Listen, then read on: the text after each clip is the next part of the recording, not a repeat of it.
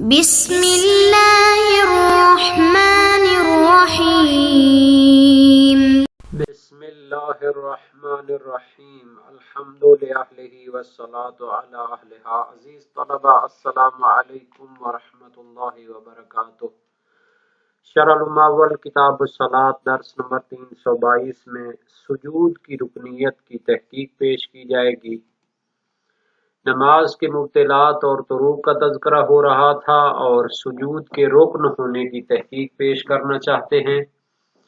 ایک سجدہ ترک کرنے سے نماز کا کیا حکم ہے؟ شہید اول کا ذکر شیعہ میں بیان اور شہید ثانی کا نقد و نظر ذکر ہوگا۔ متعلقہ احادیث اور روایات کو بھی پیش کیا جائے گا۔ سب سے پہلے عبارت کو دیکھتے ہیں۔ فرمایا اما احداہما فلیست رکنا علی المشہور مع ان الرکن بہما یکون مرکبا وہو یستدعی فواتہ بفواتہا، واعتذار المصنف في الذکر بأن الرکن مسمى السجود ولا يتحقق الإخلال به إلا بتركهما معا خروج عن المتنازع فيه لموافقته على كونهما معا هو الرکن۔ شہید اول کی عبارت میں گزر چکا ہے کہ دو سجدے رکن ہوتے ہیں۔ اس عبارت میں شہید ثانی فرماتے ہیں اما احداہما فلیست رکنا علی المشہور، ایک سجدہ مشہور نظریہ کی بنیاد پر رکن نہیں ہے۔ مع ان الرکن بہما یکون مرکبا،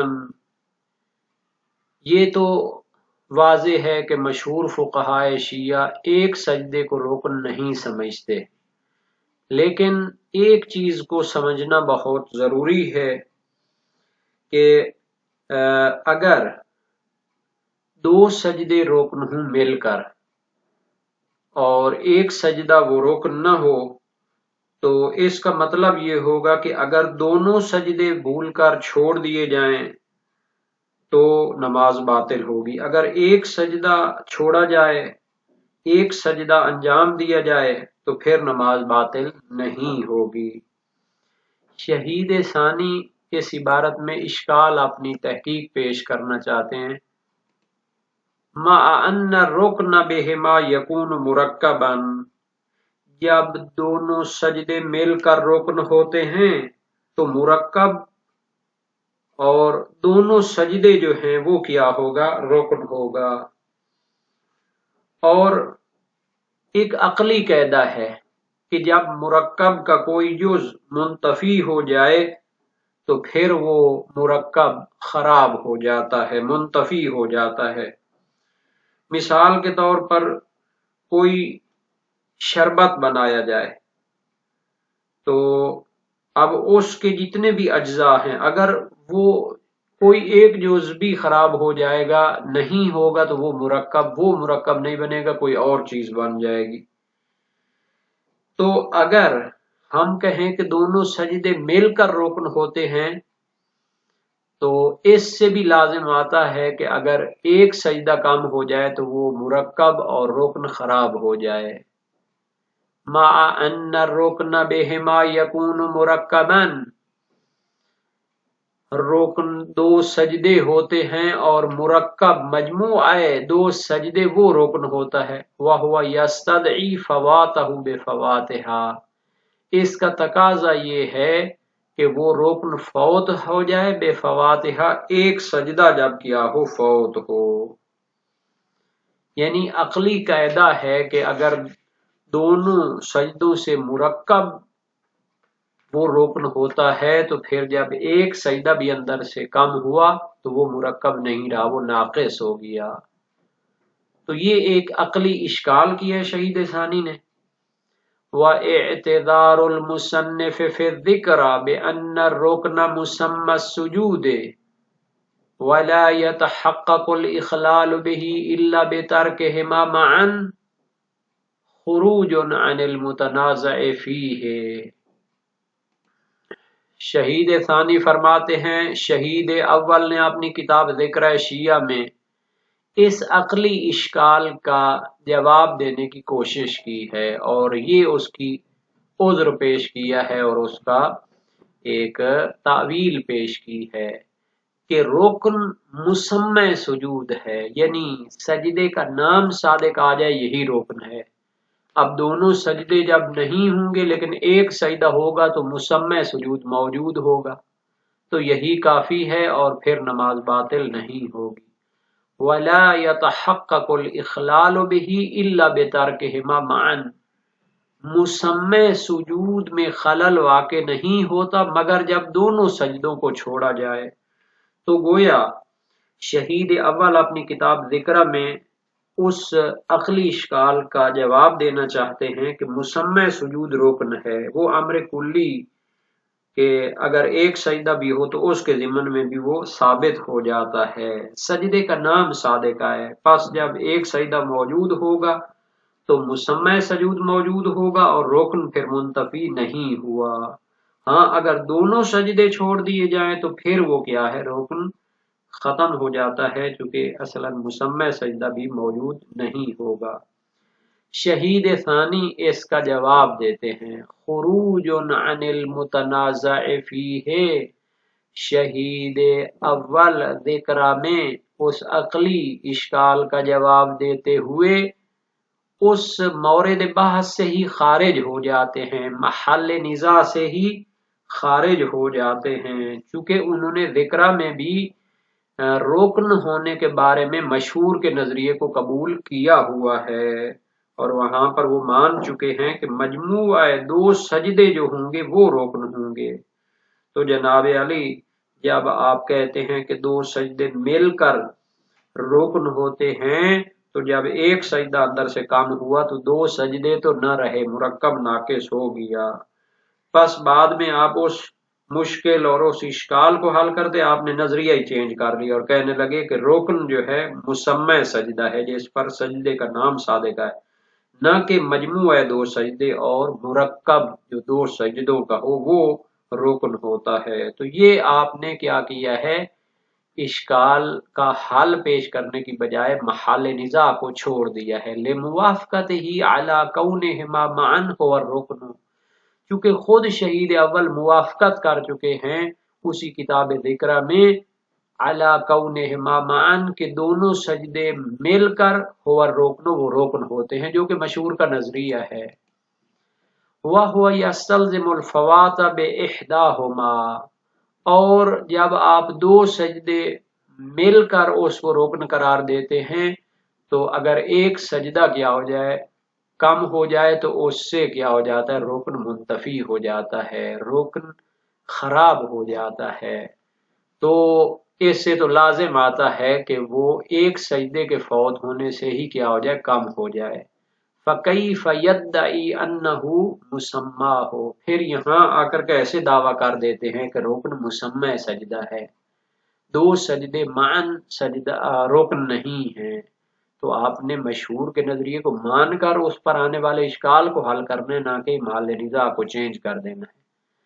وَمَعَ ذَلِكَ يَسْتَلْزِمُ بُطْلَانَهَا بِزِيَادَةٍ وَاحِدَةٍ لِتَحَقُّقِ الْمُسَمَّى، شہید اول نے ذکرہ میں جو نظریہ اختیار کیا کہ مسمع سجدہ رکن ہوتا ہے، اس پر دوسرا اشکال بھی لازم آتا ہے۔ مع ذالک، صاحب کا اشکال کے بعد ایک اور بھی اشکال لازم آتا ہے، یستلزم بطلانہا، اگر مسمع سجدہ کو کیا قرار دیں، رکن قرار دیں تو نماز کا باطل ہونا لازم آتا ہے بے زیادت واحدۃ، اگر ایک سجدہ زیادہ ہو جائے بھول چوک کی وجہ سے تو رکن کی اضافہ بھی کیا ہوتا ہے، مبطل ہوتا ہے، کمی بھی مبطل ہوتی ہے، چاہے جان بوجھ کر ہو چاہے سہون و نسیان کی خاطر ہو۔ لتحقق المسمى، چونکہ اگر بھول کر بھی ایک سجدہ اضافہ کر دیا جائے تو مسمع سجدہ ثابت ہو جاتا ہے، تو نماز کو باطل ہو جانا چاہیے۔ ولا قائل به، حالانکہ اس کا کوئی قائل نہیں ہے۔ اگر ہم مشہور نظریے کے مطابق کہیں کہ دو سجدے مل کر رکن ہوتے ہیں تو ایک سجدے کے اضافے سے نماز باطل نہیں ہوتی، لیکن اگر شہید اول کے نظریے کو مان لیں کہ مسمع سجدہ رکن ہوتا ہے تو ایک سجدہ بھی اضافہ ہو گیا تو پھر کیا ہو جائے گی؟ نماز باطل ہونا لازم آئے گا، حالانکہ کوئی فقیہ اس کا قائل نہیں ہے۔ وَبِأَنَّ انتفاء الماہیت ہنا غیر مؤثر مطلقا وإلا لكان الإخلال بعضو من اعضاء السجود مبطلا۔ شہید اول نے ذکرہ میں ایک دوسرا جواب دیا ہے اس اشکال سے، وہ یہ ہے کہ ہم مانتے ہیں کہ رکن مرکب ہے دو سجدوں سے، مجموعہ دو سجدے رکن ہوں گے، اور علم منطق اور عقلی علوم میں کہا گیا ہے کہ مرکب جیسے تمام اجزاء کے منتفی ہونے سے ختم ہو جاتا ہے، اسی طرح بعض اجزاء کے منتفی ہونے سے بھی وہ ختم ہو جاتا ہے۔ جیسے ایک مرکب ہو، کوئی شربت ہو یا کوئی بھی معجون وغیرہ ہو، جب تک اس کے تمام اجزاء نہیں آئیں گے وہ معجون نہیں بنے گی، کوئی اور چیز بنے گی۔ لیکن احکام شرعی میں بحث علیحدہ ہے، یہاں عقلی اور فلسفی قواعد نہیں چلیں گے۔ شریعت نے جس پر اثر کو مرتب کیا ہے وہ تمام اجزاء منتفی ہوں گے تو پھر وہ کیا ہے؟ رکن منتفی ہوگا۔ رکن دو سجدوں سے مرکب ہے، اگر ایک سجدہ کیا ہو جائے، کم ہو جائے تو اس کی اعتنا نہیں کرتی شریعت، بلکہ کہتی ہے کہ اگر دونوں سجدے نہیں ہوں گے تو پھر رکن کیا ہو جائے گا؟ منتفی ہو جائے گا۔ پس یہ شہید ثانی نے گویا کہ کیا کیا، شہید اول نے گویا کہ کیا کیا ہے؟ شرعی احکام کا مسئلہ اور عقلی اور منطقی فارمولے جو ہوتے ہیں ان کو جدا کرنے کی کوشش کی ہے۔ یعنی اگر ایک سجدہ کم ہو، مرکب کم ہو جاتا ہے عقل کے لحاظ سے، تو اس کو باطل ہونا چاہیے اور مبطل ہونا چاہیے۔ لیکن فقہا کیا کہتے ہیں؟ اگر دونوں سجدے کم ہوں گے تو پھر مبطل ہوگا۔ یہ چونکہ شریعت نے اس طرح فرض کیا ہے، قانون شریعت یہ ہے کہ دو سجدے اگر منتفی ہوں گے تو پھر سجدہ کیا ہو جائے گا؟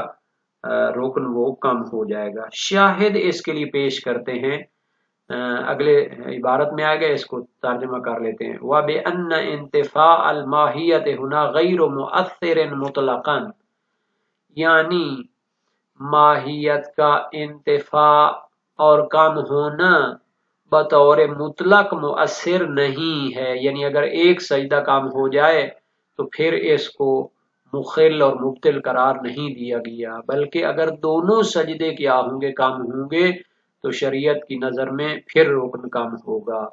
وَإِلَّا لَكَانَ الْإِخْلَالُ بِعُضْوٍ مِّنْ أَعْضَاءِ السُّجُودِ مُبْطِلًا۔ ہاں یہ شاہد ہے، گواہ ہے۔ شہید اول فرماتے ہیں اگر ماہیت میں کوئی بھی خرابی اور کمی اس کو مبطل ہوتی تو پھر اعضائے سجدہ میں سے کوئی عضو اگر اس میں خلل آ جاتا تو اس کو مبطل ہونا چاہیے تھا، حالانکہ اگر انسان نے پیشانی زمین پہ رکھی ہو اور دوسرے اعضاء میں سے کوئی وہ نہ رکھ سکا ہو تو پھر اس کا سجدہ شمار ہو جاتا ہے۔ یعنی سارے اعضاء کا زمین پہ رکھنا رکنیت میں شامل نہیں ہے، بلکہ پیشانی کو رکھ لے یہی کافی ہے۔ تو معلوم ہوا کہ شریعت میں جو احکام ہیں وہ فلسفی قواعد اور کیا کہتے ہیں سائنسی قواعد کی طرح نہیں ہوتے، میڈیکلی یا جو بھی اس کو کہہ لیں معجون کی طرح نہیں ہوتے کہ اگر کوئی جزء ان میں کام ہو گیا تو پھر اس کا اثر ختم ہو جائے گا، بلکہ اگر مکمل طور پر دونوں سجدے نہ ہوں تو نماز باطل ہو جاتی ہے، لیکن اگر ایک سجدہ ہو تو پھر اس سے ماہیت عقلی لحاظ سے شاید اس میں کمی ہو لیکن شرعی حوالے سے اس کو کم شمار نہیں کیا جاتا۔ بل المؤثر انتفاؤها رأسا، بلکہ مؤثر نماز کے باطل ہونے میں جو سبب ہے وہ اس مرکب کا اور ماہیت کا سرے سے منتفی ہو جانا ہے۔ اگر دونوں سجدے نہ ہوں گے تو شریعت اس کو کہے گی کہ یہ کیا ہے؟ مبطل ہے۔ اگر ایک سجدہ موجود ہو تو پھر اس کو وہ مبتل شمار نہیں کرتے۔ فیہ ما مرہ، اس میں جناب علی اشکال مثل سابق ہے۔ شہید ثانی فرماتے ہیں کہ جناب نے جو جواب دیا ہے یہ آپ نے ایک دعویٰ کر دیا ہے بغیر دلیل کے۔ شہید اول اصل مسئلے کو حل نہیں کرتے، نئے نئے دعوے کرتے جا رہے ہیں۔ ہم نے پہلے اشکال کے بارے میں جو اشکال کیا تھا وہ اپنی جگہ باقی ہے، چونکہ جب کیا ہوتا ہے رکن آپ دو سجدوں کا مرکب قرار دیتے ہیں تو جب ایک سجدہ منتفی ہوگا تو مرکب دو سجدے تو نہیں رہے اور رکن تو بہرحال وہ خراب ہو گیا، چونکہ جناب علی ایک جز سے بھی وہ کیا ہو جاتا ہے رکن خراب ہو جاتا ہے۔ آپ نے جو دعویٰ کیا ہے اس کی کوئی دلیل نہیں دی، اور یہ جو آپ اس کا گواہ لائے تھے والفرق بین الاعضاء غیر الجبہۃ وبینہا بانہا واجبات خارجۃ عن حقیقتہ، یہ جو آپ کہہ رہے تھے کہ اگر پیشانی زمین پہ رکھی ہو اور باقی اعضاء میں سے کوئی بھول گیا ہو تو دیکھیں نا جناب علی پیشانی کا رکھنا ہی کافی ہے، باقی اعضاء اس کی رکنیت میں شامل نہیں ہیں۔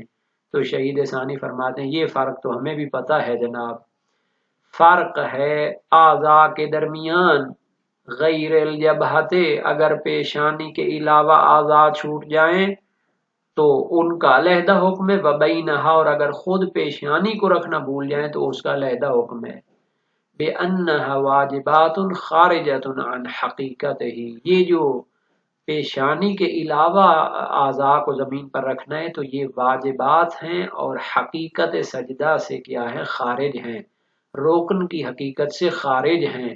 کا ذکر، جیسے اگر زمین پہ پیشانی رکھ لی ہو ذکر واجب ہے لیکن اس کی رکنیت میں داخل نہیں ہے۔ طمانینت کیا ہوتی ہے؟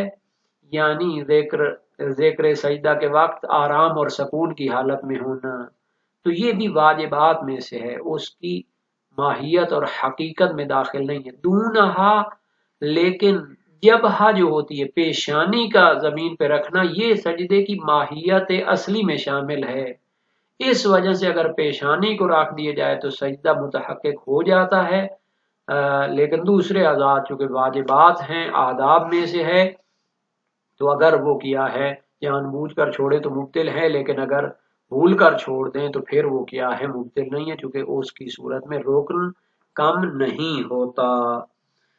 تو یہ تقریباً شہید اول کی جو تحقیقات تھیں ادھر سے کیا کہتے ہیں اس کو ذکرہ سے، اور شہید ثانی کا اس پر اشکالات بیان ہوئے۔ نہایت ہی اہم عبارت ہے، اس میں یعنی یہ کہا جا سکتا ہے کہ ایک امتحانی اور فنی عبارت ہے، اگر چیک کرنا ہو کہ کس نے شرح العلوم کی تہ تک پہنچ کر اس کو سمجھا ہے، اور پھر یہ فنی عبارت اس لحاظ سے بھی ہے کہ اس میں بہت بڑا دعویٰ کیا گیا ہے، بعد میں بھی بہت سارے مسائل میں علماء نے یہ دعوے کیے ہوئے ہیں کہ شرعی احکام کو فلسفی اور سائنسی قوانین کی بنیاد پر نہیں پرکھا جا سکتا۔ تو مقدمۃ الواجب کی بحث میں اس پر بحث ہوتی ہے، تو انشاءاللہ العزیز اس کی بقیہ بحثیں بعد والے درس میں پیش کی جائیں گی۔